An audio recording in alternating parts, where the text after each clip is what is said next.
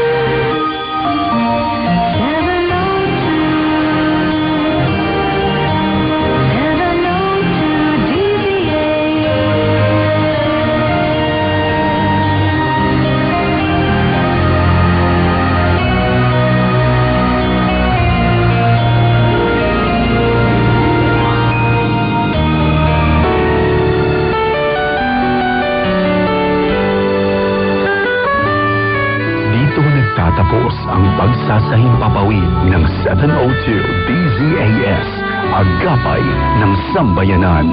Ang himpilang ito na hindi komersyal ay pag-aari at pinamamahalaan ng Far East Broadcasting Company Philippines.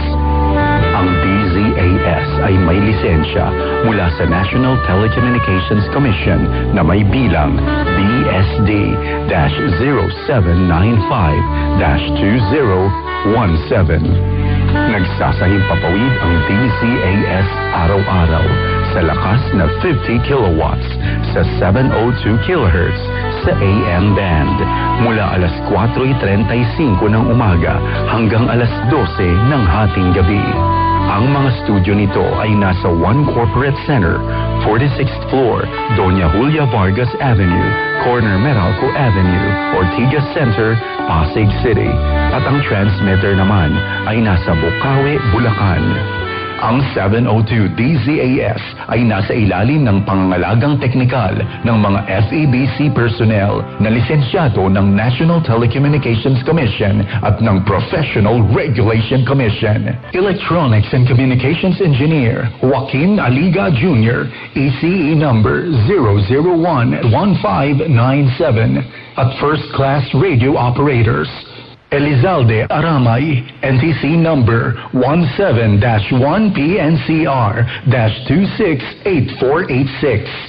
Eduardo Balyad, NTC number 97-1-PHN-19888.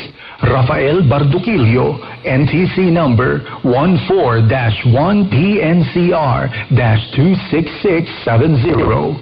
George Cristobal, NTC number 16-1PNCR-26841.